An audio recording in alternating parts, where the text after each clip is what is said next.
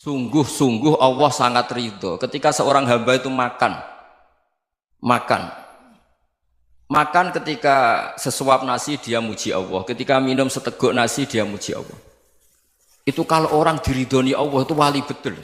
Itu untuk jadi wali itu gampang. Kamu makan ridho, kamu ninjak buminya Allah ridho seneng, kamu hidup keseharian aman seneng. Nah ini supaya sampean kita semua ngaji betapa panduan Rasulullah untuk menggapai ridho Allah itu banyak yang keseharian sekali. Saking kesehariannya banyak dalam hadis dan itu sahih. Nabi menyebut hal-hal yang keseharian. Hatta ma tas'alu fi imra'atika, kamu punya uang kemudian istri kamu bisa makan itu ibadah. Bahkan sebagian ibadah itu dicontohkan Nabi yang akhirnya diprotes sahabat.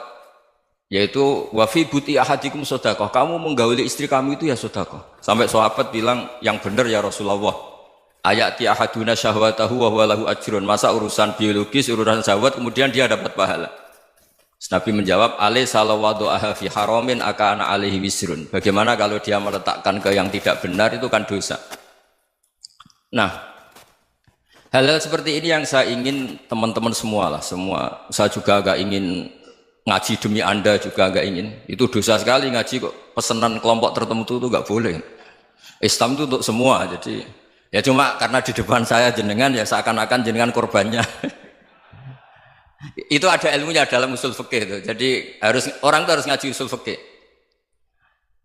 Nama yang disebut, mungkin Mas Sufyan masih ingat zaman ngaji usul fikih. Nama yang disebut itu tidak jaminan sebagai prioritas perintah. Jadi misalnya gini, kebetulan yang di depan Nabi itu Abu Dzar. Nabi ya bilang, ya Abu Dzarin ini uhibbuka misalnya, atau ya Mu'ad ini muhibbuka, atau ya Abu Hurairah ini uhibbuka misalnya.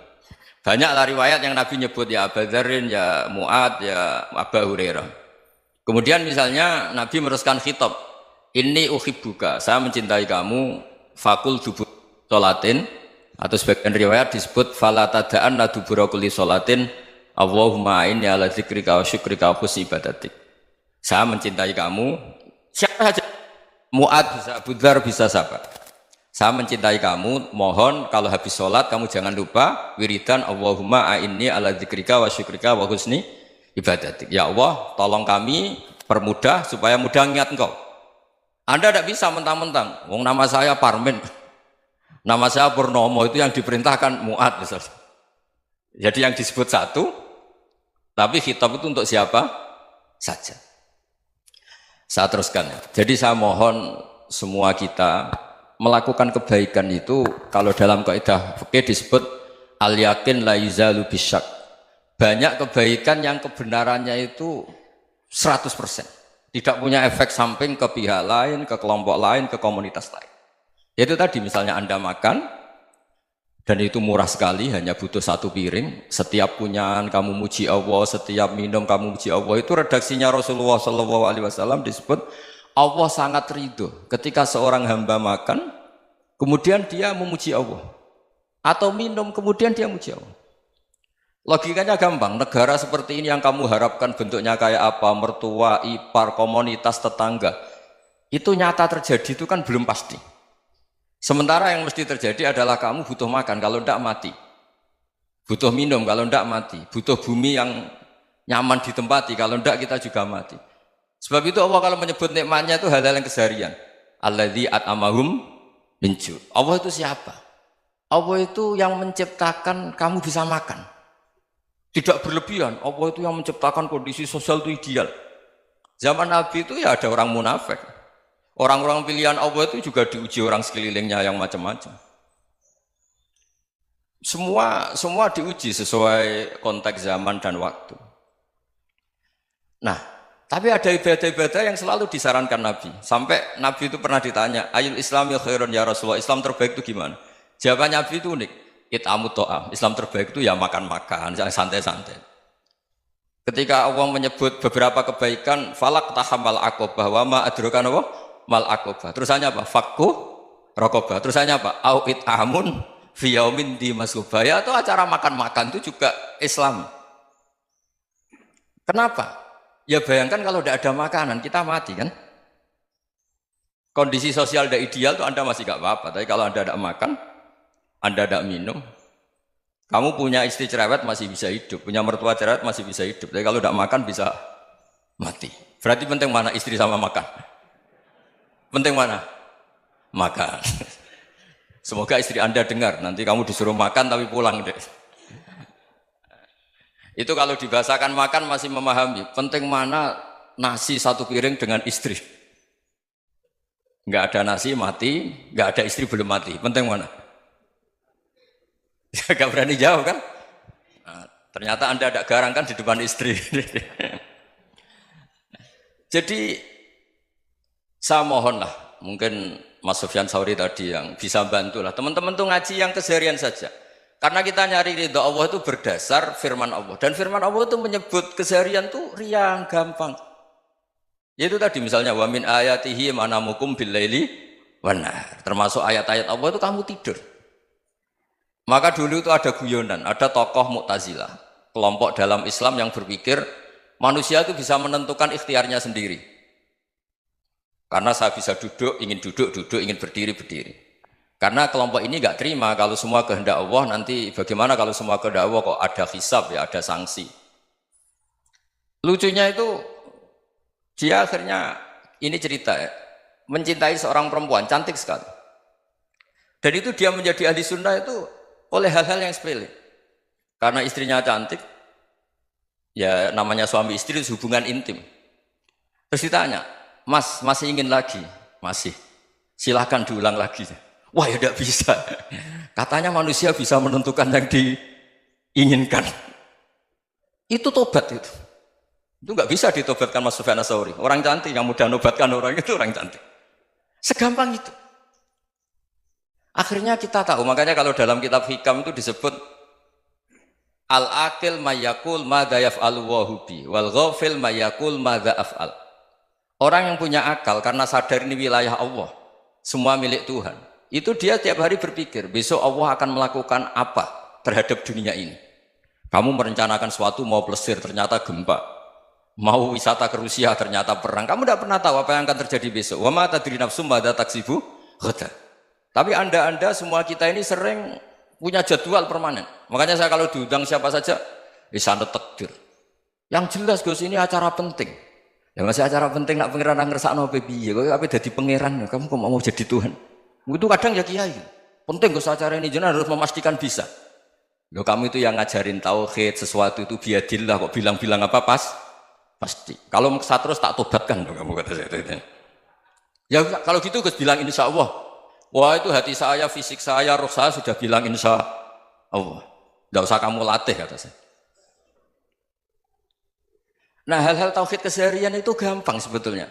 Wal ghafil yaqulu madza af'al. Tapi orang yang lupa Allah dia setiap hari bilang besok apa? Kita bisa melakukan apa? Seakan-akan dia itu aktor, dia penting, dia subjek permanen, dia. Padahal kita ini hanya objek kehendak Allah Subhanahu wa taala. Karena kita yakin sesuatu yang terjadi di alam raya ini kita tidak bisa apa-apa. Makanya saya sering ngaji, sering bilang saya, ketika Anda mensifati Allah, dia yang menghidupkan. Sudah itu tanamkan, sehingga ketika kita mati, santai saja. Kenapa santai? Allah punya cara menghidupkan kita. Zaman kita hidup juga gak tahu caranya ngelola jantung, ngelola paru-paru. Kamu juga gak tahu ngelola oksigen yang tidak beracun, tidak mengandung polusi. Tahu-tahu hidup. Gak ingin tua ya tahu-tahu tua, gak ingin mati tahu-tahu mati. Selama ini kita hidup juga gak tahu apa sebetulnya. Hanya gaya tok, punya jadwal, punya planning. Kalau kamu bisa menentukan pilihan Anda, pasti Anda istrinya cantik, 4 neriman semua, kona'ah semua. Nyatanya enggak kan? Ada 1 jelek, cerewet. Oh itu kan, nyatanya enggak bisa apa-apa Anda kan? Dan kamu bawa mati lagi. Itu kan, istri Anda juga gitu, punya keinginan, punya suami yang ganteng, yang jabat, yang neriman, yang enggak poligami. Ya enggak kesampaian juga. Kalau kita ngitung tingkat kegagalan kita itu gagal terus. Ya kan? Nah, terus ingat Allah, madza yaf'alu wa bi. Orang yang punya akal selalu berpikir Allah itu menghendaki apa terhadap saya. Loh sama-sama orang ngelihat orang yang serius. Itu kata Anda itu pemikir berat, serius. Senang punya tokoh yang merengut karena kamu anggap serius. Tapi sebagian orang anggap orang yang serius itu wong merengut, wong masam, wong muka kok ditekuk. Jadi sama Itu hati, ya muqallibal qulub tsabbit qalbi ala dinik. Karena kita nggak tahu cara berpikir kita tentang orang lain, tentang sekeliling kita. Misalnya kita orang baik yang jenis ngrumat fakir miskin. Ada orang bangun masjid mewah itu janggal. Apa artinya masjid mewah kalau banyak orang kelaparan? Tapi kalau yang jenis pendidikan apa artinya masjid mewah kalau tidak bisa ngaji? Nanti yang jenis infrastruktur apa artinya ini kalau semuanya punya sudut pandang yang berbeda-beda. Dan Islam mengapresiasi semua kebaikan. Tapi katakan semua kebaikan itu adalah kehendak Allah Subhanahu wa taala. Karena apapun baik Anda itu pakai fasilitas yang diberikan oleh Allah Subhanahu wa taala. Sehingga ini yang disebut kulillah sumadarhum fi khawdihim yal'abun. Ya kembali tadi ke tema-tema bahwa keseharian Anda ini sudah Islami. Saat Anda tidak bisa melakukan apa saja. Saya sering ada jenazah, biasanya kalau tetangga meninggal saya sering disuruh ngelepas. Saya bilang orang ini baik karena sering ngelamun di rumah, sering nganggur di rumah. Ditanya sama anaknya, kenapa Gus nganggur baik? Ya kalau dia nganggur artinya juga agak berbuat sesuatu yang maksiat kan? Ya kan? Orang nganggur di rumahnya ya tidak bunuh orang, tidak maling, tidak korupsi, ya namanya nganggur di rumah. Lah cuma istri cara pandang nganggur gak menghasilkan uang itu. Tapi juga gak menghasilkan kriminal kan? Jadi sebenarnya Islam itu makanya kalau sampai ngaji usul fikih itu ada kitab usul fikih namanya Lubul Usul, itu terkenal sekali di pesantren itu. Itu kalau ngapresiasi keseharian itu luar biasa. Izma min mubahin illa wa yatahaqqaqu bihi tarku haramimma. Karena keseharian yang mubah saat Anda lakukan itu ada kehebatan yang luar biasa, yaitu meninggalkan haram. Makanya dulu banyak orang-orang alim ketemu temannya itu guyon sampai semalaman. Itu biasanya yang semangat Islam itu kiai kok tidak tahajud, kiai kok tidak witir. Orang yang sedang mapan uangnya banyak, malam itu tidak kelayaban itu sudah luar biasa. Melawan nafsu supaya tidak maksiat itu sudah luar biasa. Supaya lupa guyon sama temannya semalaman sampai subuh. Gejolak-gejolokan kenang zaman miskin, zaman kuliah nggak jelas, zaman apa. Melihatnya jangan tarkut tahajud. Seperti ini meninggalkan tahajud, tapi meninggalnya ini talkul muharramat. Jadi kayak apa hebatnya? Sehingga Imam Ghazali punya riwayat yang agak unik.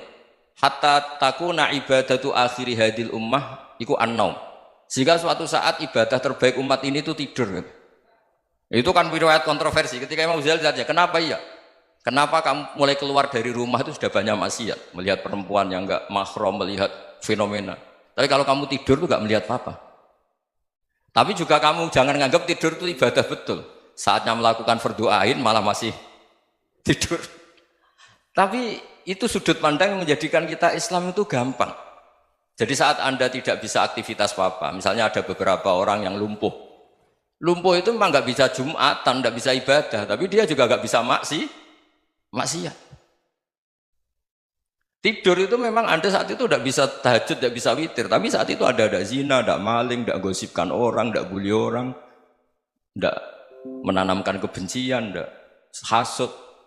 Sehingga tidur menurut Allah Ta'ala wa min ayatihi manamukum billaili apa? Wan-nahar. Karena di tidur itu selain ada unsur istirahat, jaga stamina, juga ada unsur meninggalkan beberapa keburukan. Nah saya mohon ibadah yang keseharian ini kita jaga. Supaya kita semua baca ayat itu fasih. Fasih itu tertanam di hati. Allah itu siapa? Alladzi at'amahum min ju'i wa amanahum min khauf. Dan Allah kalau cerita di Quran itu anna subabnal ma'a subba thumma syaqaqnal ardhan wa syaqqa fa ambatna fiha habba wa inaba wa qadba wa zaituna wa nakhla wa hadaika hulba. Kamu tahu saya ini siapa kata Allah? Saya ini adalah Tuhan yang menurunkan air. Kemudian ada tanaman banyak. Habba wa inaba wa qadba, ada zaitun, ada tin, kalau orang Jawa mungkin ada tela, ada padi, ada mangga, ada pisang. Sudah. Wa inaba wa zaituna wa nakhla wa hadaika hulba. Ada perkebunan yang lebat. Tujuannya apa? Mata Allahkum, silahkan kamu pakai, kamu nikmati. Tapi karena kadang kita ini punya ide-ide besar. Tadi untuk syukur saja nunggu punya istri riman, rumah baik, tetangga baik, komunitas baik, semuanya baik baru syukur. Lama-lama nanti ada di surga, syukurnya nunggu surga paling kelas A. Itu sudah ada yang menghuni Rasulullah, kamu nggak boleh di situ. Masa untuk syukur saja? Repotnya Masya Allah. Jadi mohonlah Quran yang kalau Anda hafalkan juz sama itu kan ada ayat-ayat yang kayak tadi. Ya, fal yang dzuril insanu ila ta'ami. Coba lihat. Apa yang kamu makan ya? Dari mana? Dan untuk mempertahankan hidup kamu keseharian. Jadi jangan kira ibadah itu harus membentuk komunitas yang versi Anda. Ibadah itu harus yang hal yang mulu-mulu. Kesehariannya Anda alami. Loh ini saya tidak bikin-bikin. Saya ngaji bukan karena berdasar pesanan. Itu ayat yang saya baca kan betul ada ayatnya kan. Fal yang dzuril insanu ila ta'ami anna sababnal ma'a sabba thumma syaqqaqnal ardo syaqqa fa ambasna fiha habba wa inaba wa qadba wa zaituna wa nakhla wa hadaika ghulba. Terusannya apa? Mata'al lakum, silakan kamu nikmati. Mata itu silakan kamu nikmati. Ya kayak sampean dikasih hidangan ya makan. Ya sudah makan, habis makan ya minum, habis itu ngantuk ya tidur. Ya sudah normal-normal saja. Kayak apa indahnya Islam? Tapi Anda mencari Islam yang gimana lagi? Nah itu yang diajarkan guru-guru kita, diajarkan sanad kita sampai Wali Songo, sampai Rasulullah SAW. Bahwa pada akhirnya ada jihad, ada perang. Itu dulu memang perang, bukan membunuh, beda. Dulu kita dijajah Belanda ya perang, dan itu normal karena kita dijajah. Jadi ketika orang lain ingin baik sama kita, wa in ahadum minal musyrikin astajaroka ya fajirhu hatta yasma'a kalam Allah. Kalau mereka ingin baik ya kita baik. Makanya ada istilah mustakman, mu'ahad. Kalau mereka ingin damai, berdampingan dengan kemajmukan ya itu yang lebih baik. Karena memang Islam menghormati proses perdamaian. Wa in janahu lis-salmi ya fajnah lah. Kalau ingin damai ya kita harus